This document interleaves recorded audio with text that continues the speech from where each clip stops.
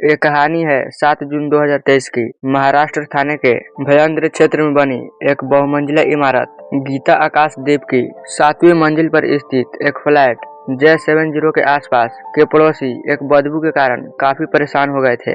बदबू बर्दाश्त से बाहर होती जा रही थी। तब पड़ोसी लोगों ने इस मामले की जानकारी पुलिस को देना ही भलाई समझा। पुलिस जब आनन फानन में फ्लैट के अंदर पहुंची तब सबके होश उड़ गए। घर में महिला के शव के कुछ टुकड़े पड़े हुए थे और कुछ टुकड़े बाल्टियों में खून के साथ थे और कुछ टुकड़े कुकर में उबाल कर रखे गए थे।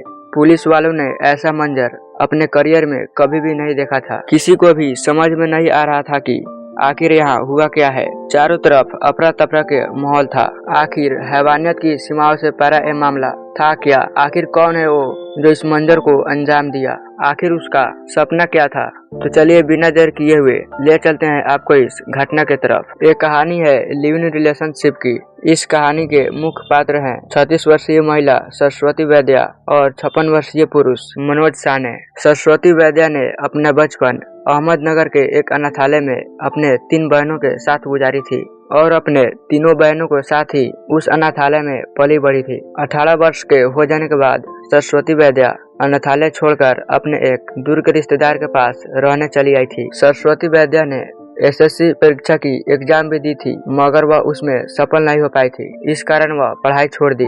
मनोज साने भी एक पढ़ा लिखा हुआ इंसान था और काफी टैलेंट होने के बावजूद भी उसे कोई भी जॉब नहीं मिलती है। वह बावही में एक राशन के दुकान पर काम करता था।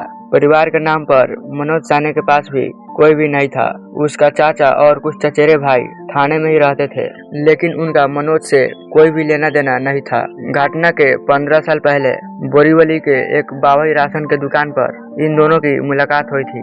बातों ही बातों में जब सरस्वती को ये मालूम पड़ी कि मनोज भी अनाथ है और उसी की तरह वह अहमदनगर से ही है तो वो दोनों बहुत जल्दी एक दोस्त बन गए। बाद में जब दोनों को मालूम पड़ी कि दोनों ही अनाथ है तब उन दोनों को एक झटके में ही प्यार हो गया। इसी बीच आर्थिक तंगी से परेशान सरस्वती को मनोज ने एक सेल्स गर्ल के रूप में जॉब भी दिलवा दी। क्योंकि मनोज हर मुश्किल परिस्थिति में सरस्वती के साथ खड़ा रहता तो अब सरस्वती को मनोज का साथ अच्छा लगने लगा।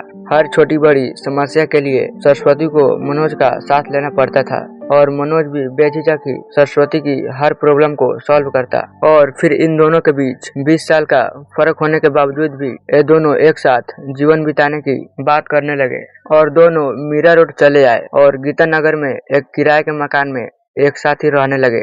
ये दोनों अपने पड़ोसियों से ज्यादा वास्ता नहीं रखते थे और न ही ज्यादा कहीं आते जाते थे, लेकिन जिस तरह से वो दोनों आपस में बातचीत करते थे तो पड़ोसियों को यही लगता था कि ये दोनों पति पत्नी है। घटना के दिन यानी 7 जून 2023 को जब पुलिस फ्लैट के पास पहुंची और दरवाजा खटखटाया तो मनोज ने दरवाजा खोला। उसने पुलिस को देखकर भागने की कोशिश की लेकिन वहां मौजूद लोगों की मदद से पुलिस ने उसे अपने हिरासत में ले ली। सरस्वती की हत्या के बारे में जानने के बाद जब पुलिस ने मनोज को अपने हिरासत में लिया तब मनोज के चेहरे पर कोई भी पछतावा या डर नहीं नजर आ रहा था। 56 वर्षीय मनोज साने के खुद दिए गए बयान के अनुसार वह बोलता है कि मैं मनोज साने इस मकान में काफी सालों से रह रहा था। सब कुछ ठीक चल रहा था। सरस्वती अपने 10वीं कक्षा के SSC परीक्षा में शामिल होने की योजना बना रही थी और मनोज साने उसे मैथ पढ़ाया करता था। पुलिस को फ्लैट से एक बोर्ड भी मिलता है जिस पर मैथ के कुछ सवाल लिखे हुए थे।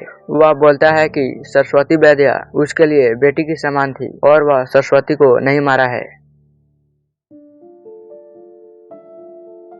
और उसके मुंह से झाग निकल रही थी और उसकी मृत्यु हो चुकी थी। जिसके बाद मैंने पुलिस के हाथ आने से डर से मैंने शव को छुपाने की कोशिश की, इसलिए मैंने इसके शरीर को टुकड़े टुकड़े कर दिए। सरस्वती की हत्या के बारे में जानने के बाद मुंबई में रहने आए सरस्वती के बहनों ने पुलिस से संपर्क किया और अपनी बहन के बारे में बताने लगी और बोलती है कि मनोज और मेरी बहन पति पत्नी थे। करीब 8 साल पहले ही उन दोनों ने एक मंदिर में शादी की थी और वो बहुत ही हंसी खुशी के साथ रह रहे थे, लेकिन उम्र में काफी अंतर होने के बावजूद उन दोनों ने इस शादी के बारे में किसी से भी खुलासा नहीं की थी।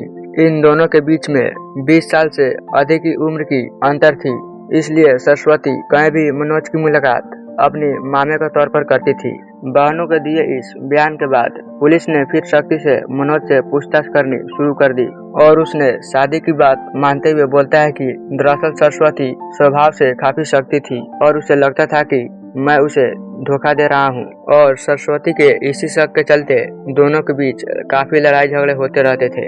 घटना के दिन भी कुछ ऐसा ही हुआ और उस दिन मनोज घर से बाहर चला गया। इसी चलते सरस्वती ने गुस्से में आकर कीटनाशक आकर अपनी हत्या कर ली, क्योंकि जिस समय ये घटना घटी उस समय मनोज घर पे नहीं था और जब वह घर आया तो सरस्वती की मरी हुई देखकर वह घबरा गया और उसे लगने लगा कि सरस्वती वैद्य के हत्या के आरोप में उसे पकड़ लिया जाएगा।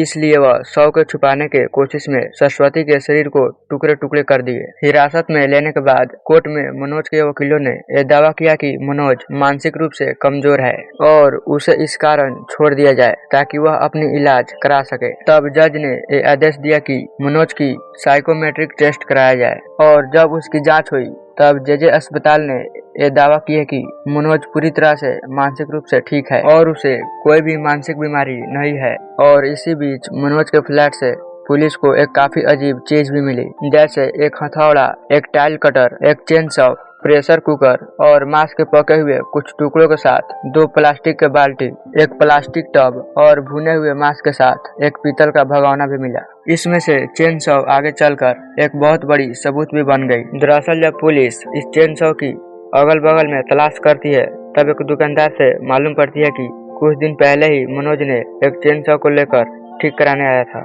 और यह पूछने पर कि वो उस चेन सॉ से क्या काम लेता है वो कोई भी जवाब नहीं दिया। अब पुलिस के पास मनोज की पुख्ता सबूत इकट्ठी हो गई थी। इसके बाद पुलिस ने अपने तरीके से मनोज को अपने रिमांड में लिया और फिर मनोज ने सारी सच्चाई उगलनी शुरू कर दी, जिसे सुनने के बाद सभी के होश उड़ गए। उसने एक खुलासा किया कि दरअसल साकी सरस्वती नहीं वह खुद था और उसे लगता था कि सरस्वती के और लोगों के साथ नाजायज रिश्ते हैं और यही शक सरस्वती को मारने की सबसे बड़ी वजह बनी। उम्र में वह सरस्वती से काफी बड़ा था और इसी के चलते वह सरस्वती को मारने के लिए एक प्लान बनाने लगा। मनोज ने इस हत्या करने के लिए काफी शातिर दिमाग लगाया था।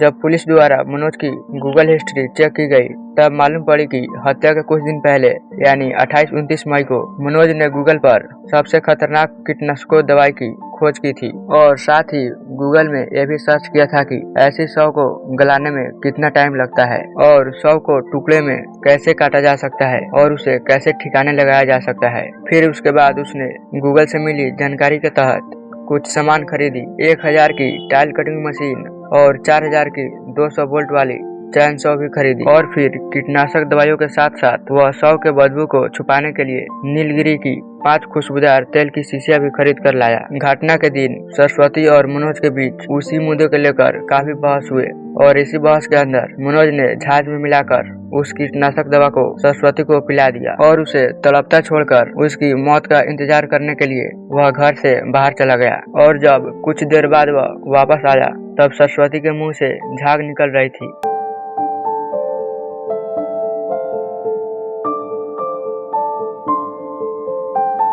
इन सभी सबूतों के दम पर पुलिस ने अपनी पक्ष रखी और मनोज को अदालत ले जाते हुए दफा 302 के तहत जेल में डाल दिया और अभी तक ये केस अदालतों में ही चल रही है।